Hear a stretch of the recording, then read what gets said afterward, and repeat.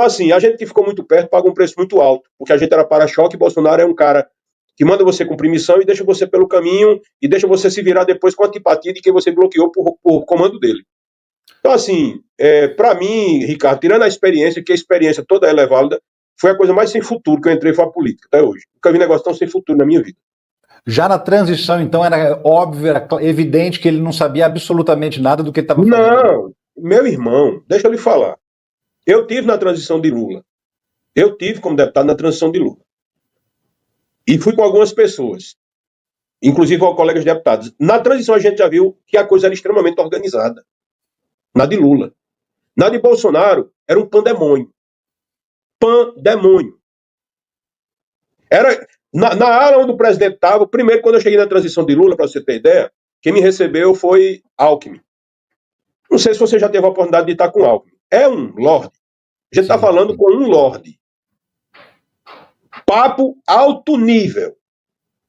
Na transição de Bolsonaro, irmão, era grito dele em Levi Fidelix, era grito dele em Mourão, era grito dele em todo mundo, era cara feio para todo mundo. Uma das principais características de um narcisista e de um sociopata é a falta de empatia. E ele não tem. Essa é a primeira característica. Você pode ter 10 sinais de psicopata e sociopata. Se você for um camarada generoso, misericordioso, você já não se encaixa. Mas se você tiver essa como primeira, quem é psicólogo, quem é psiquiatra sabe disso, principalmente psicólogo. Quando você não tem empatia, quando você não tem remorso, quando você não sente a dor do outro, é uma das primeiras características de uma pessoa narcisista, ou sociopata ou psicopata. E ele se comporta dessa forma? Totalmente. Inclusive, tem um psiquiatra, eu acho que é Paloma, o nome dele é Guido Paloma, eu acho que o nome dele é esse. Ele já fez a análise de Bolsonaro, né, na questão desse diagnóstico dele de dupla personalidade ou de psicopatia. Ele já fez. Pode procurar na internet que tem aí. E você acompanha desde o início, como você falou, desde 2015. Quando que os pastores evangélicos começam a entrar no jogo? Olha só.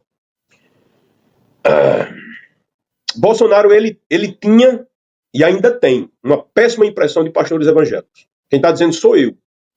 Eu me lembro que eu cheguei uma vez com o Bolsonaro em Roraima, e Bolsonaro não sabia nem como se relacionar em cultos evangélicos.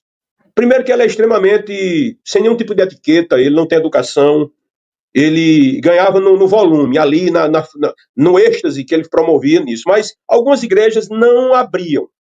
Nem a minha igreja aqui em João Pessoa, que eu fazia parte, que é uma das maiores aqui da minha cidade, o pastor não falava nem o nome. Depois que a coisa aconteceu, até para a transição eu levei ele, depois dessa semana agora ele levou um chute na bunda. Mas assim, o que é que acontece? Esses pastores, alguns eram enrustidos. Quando viram, né, e eu tenho que dizer aqui a verdade, o povo evangélico, quando eu estou dizendo isso, existem exceções. Existem exceções. Mas a massa do povo evangélico não percebe a manipulação dos seus líderes, dos seus bispos, dos seus pastores presidentes. Eles não percebem. E são vendidos como massa de manobra. O pastor se apresenta lá em reuniões fechadas e diz, olha, minha igreja são tantas. E realmente, o poder político e o poder religioso, eles têm uma simbiose. Só que eles eram enrustidos. Bolsonaro chegou certa vez para mim e fez um comentário a respeito de Silas Malafaia. E disse, Júlia, eu fiquei, cara, por aqui com a coisa que eu ouvi. Fiquei impressionado. Isso que foi. Ele disse que Silas Malafaia chegou para ele, já se aproximando ali, e disse, quando a coisa acontecer, quando você ganhar, como é que a gente vai dividir essas carnes para os leões? Bolsonaro disse isso a mim. Se ele estivesse aqui na minha frente, eu botava o dedo na cara dele e diga que você é homem, sustenta o que você disse. E depois eu vi, com o decorrer do tempo, que Bolsonaro, ele evitava Silas Malafaia. Uma vez eu estava na casa de Jair, e a gente foi na casa de Carlos Bolsonaro, que é no mesmo condomínio, e Silas Malafaia chegou lá com o senador Magno Malta. Bolsonaro evitou, deu um chá de cansaço, mais ou menos de 1h30.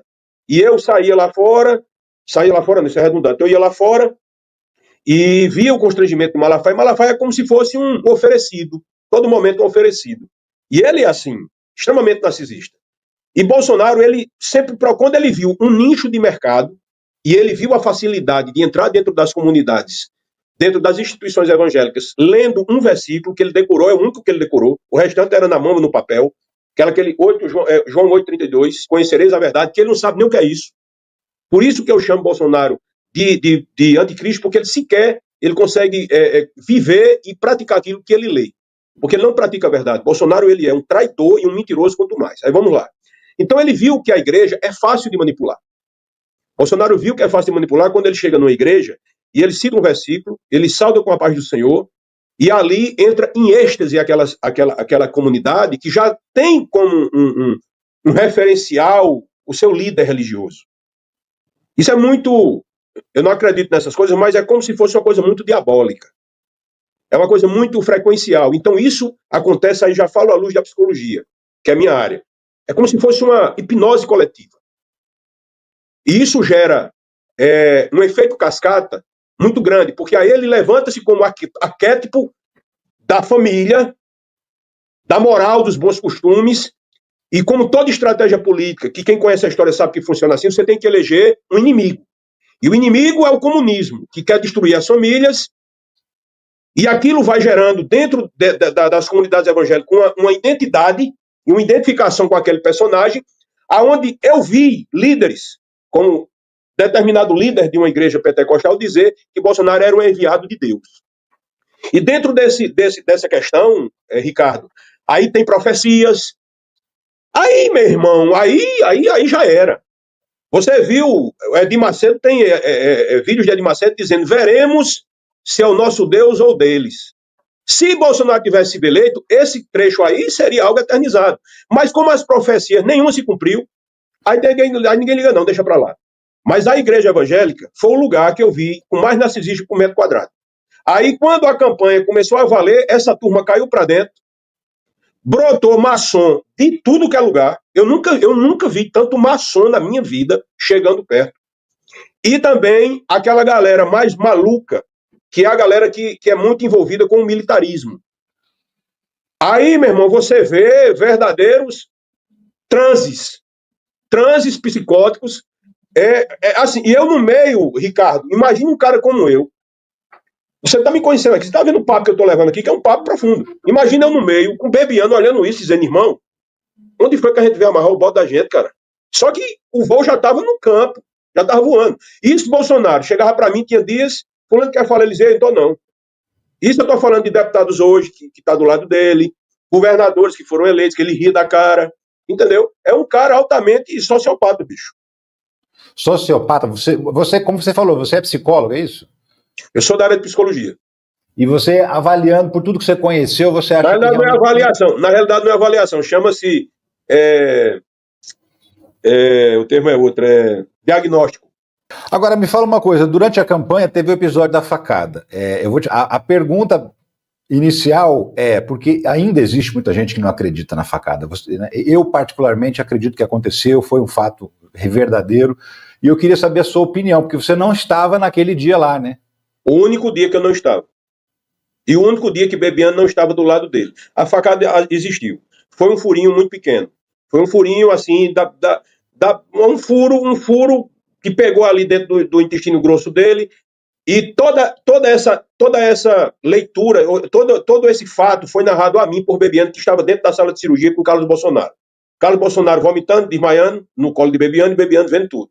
Tiraram as vísceras de Bolsonaro, as tripas, o intestino grosso, né, as tripas, aquela coisa toda, limparam e realmente tinha um furinho, que eu até disse o seguinte, me perguntaram sobre isso, eu disse, cara, a facada existiu, eu só não sei quem mandou, não sei qual foi a intensidade da facada, se era para dar na perna e pegou na barriga. O que eu quero lhe dizer é o seguinte, que a facada existe, aí não adianta dizer que não teve. Agora, todo o arcabouço de coisas suspeitas, aí eu não posso responder, porque eu não fiz parte do combinado. Então, o Bebiano estava dentro do hospital acompanhando tudo de perto? Estava dentro da sala, cirurgia. Tá.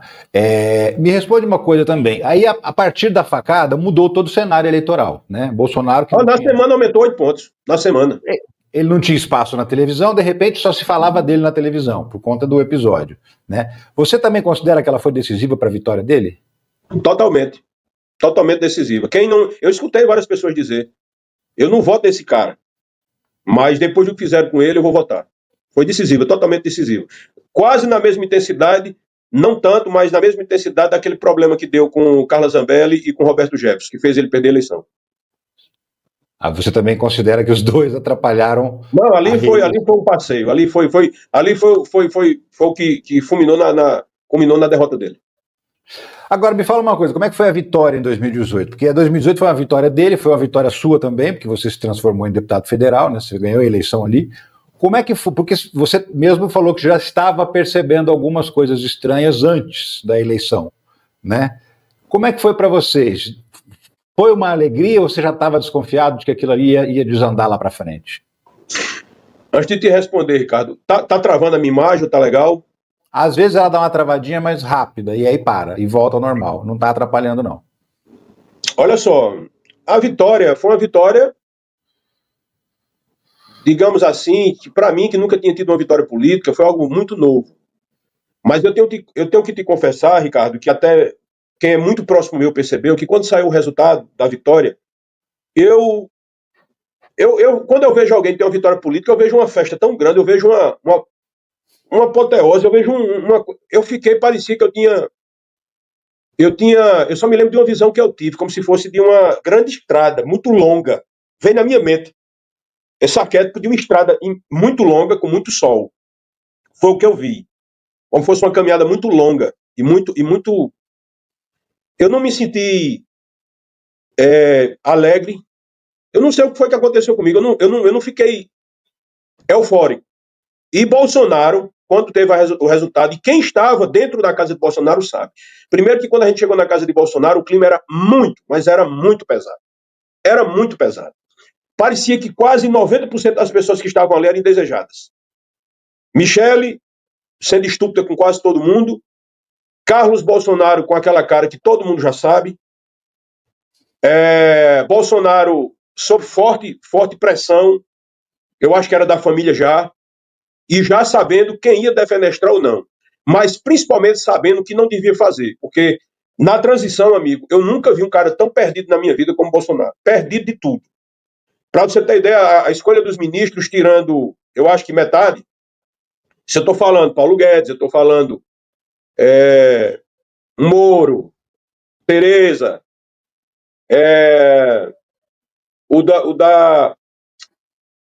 do desenvolvimento regional, o restante não tinha nem nome. O nome de Damares foi colocado em cima da mesa dele por mim. Entendeu? Então, assim, se arrependimento não mata não, Ricardo. Se arrependimento matasse, eu estava morto. Entendeu? Ministro do Turismo também, o primeiro, Marcelo, foi por influência minha de Bebiano. Que depois eu até paguei um preço alto, porque Gilson Sanfoneiro achou que ele não tinha sido ministro de primeiro por minha causa. Queiroga ficava ali correndo dentro dos corredores da transição, também achou que não foi ministro por minha causa. Bebiano, Jair me chamava para avaliar algumas pessoas. Avaliei muitas, entre elas Bebiano. Chego lá na Câmara e Bebiano está lá no escritório. Escritório não, no gabinete. Tem um papo com o Bebiano, rapaz, foi assim, amor à primeira vista. O cara limpo. Bebiano, o que tinha de coragem, de inteligência, de organização e lealdade, ele tinha de ingenuidade. E Bebiano era ingênuo. Bebiano entrou dentro de um vespeiro com coragem, mas sem calcular os danos desse vespeiro. E tanto é que Bebiano assumiu a presidência do PSL por pedido meu. Jair queria colocar, ninguém dele coincidiu, queria colocar um tal de Valdir, só para dizer assim que é presidente, que era um capanga que ele tinha no Rio de Janeiro.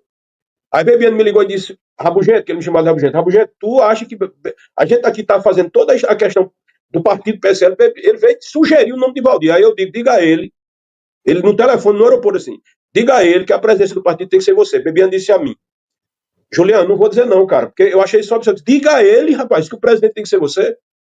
Aí quando ele disse, aí Jair disse, não, pode colocar. Aí ele ficou sendo o presidente e eu vice-presidente. Porque nós éramos a garantia de que tudo ocorreria conforme combinado com o Luciano Bivar e Rueda, para que ele, no meio do caminho, não fosse vendido ali. Então eu era a garantia, com a proposta de que depois o Luciano Bivar voltaria para a presidência do partido. Foi isso que aconteceu. Então, assim, quem avaliou Bebiano fui eu, e depois disso a gente criou laços profundos de grande amizade. Gente boa, deixa eu te perguntar, você já pensou em trabalhar de casa, home office, 100%, sem precisar ir trabalhar fora, pegar um ônibus lotado, nem pensar em escala 6x1? Então, já pensou que dá para fazer isso em meio período também, para você que está com tempo extra, está querendo ganhar um a mais? Ou então trabalhar em período integral e fazer disso teu meio de vida muito bem vivido, inclusive? Pois é. O negócio é aprender o que fazer, onde encontrar as oportunidades para se ganhar dinheiro na internet, não é verdade? Então, isso aí você consegue aprender. Aprender a encontrar as oportunidades e aprender também o que você precisa saber para participar delas. Vou te dar uma dica especialíssima, que é o seguinte, tem uma galera que entrou e está ganhando dinheiro. Quer um exemplo? Vou te dar um exemplo aqui, ó. O Carlos Matos mandou mensagem para a gente, ele autorizou, obviamente, a gente a mostrar essa mensagem aqui, né? Olha só, ele tem emprego, ele trabalha numa fábrica. Depois de 10 horas exausto, mesmo cansado, estou aqui dedicando meu tempo e tal, queria compartilhar o resultado desse esforço. Em um mês, $643. Isso dá mais ou menos uns R$3.200 por mês. Isso é grana extra, tá? Ele está dedicando além do emprego dele. Tem gente que já está nessa há um tempão, já está dedicando integralmente o seu tempo. Por exemplo, o Paulo Rodrigues, olha só a mensagem dele. Depois de 4 meses de dedicação, finalmente alcancei os $2.000. Para ser mais preciso, $2.154. Isso aí dá uns R$11.000. Está achando que é pouco? R$11.000. Ele está com dedicação integral, trabalhando de casa, no computador e no celular. Ó, a Cláudia, então, está ganhando mais ainda. Ela até brinca que vai tocar fogo na carteira de trabalho, porque ela não quer mais saber de trabalhar com CLT. Saiu do antigo emprego dela, inclusive. Está lá, ó, não aguentava mais. Já está ganhando $3.134. Sabe quanto que dá isso? Tem ideia? 16, 17 mil reais por mês, tá? Com as oportunidades que ela aprendeu numa escola de negócios digitais, que você pode conhecer, inclusive, ó, tem um treinamento de graça, 3 aulas de treinamento para você entender a dinâmica da coisa, saber se você tem uma profissão que serve para você trabalhar de casa. Sim, porque você pode usar o seu talento. Seu talento é venda, então, tem esquema de venda sem estoque. Seu talento é prestação de serviço, o que você faz? Você edita vídeo, você faz site, tem empresas que pagam em dólares, que pagam em reais, empresas gringas que pagam em dólares, dá para ganhar uma boa grana, e você vai aprender isso nessa escola de negócios digitais. E olha só, você dá uma clicada nessa descrição aqui do vídeo, aqui embaixo, ó, tá vendo o primeiro link? Então, você clicou aqui, vai abrir uma conversa com o Clayson, tá? Olha só.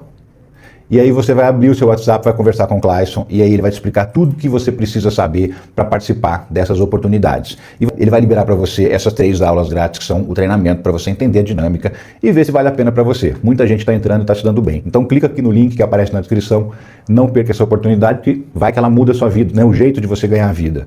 Eu trabalho em home office, 100% home office, e te digo, há muitas vantagens de se viver assim. Se fosse você, clicava para ver. Aqui, ó.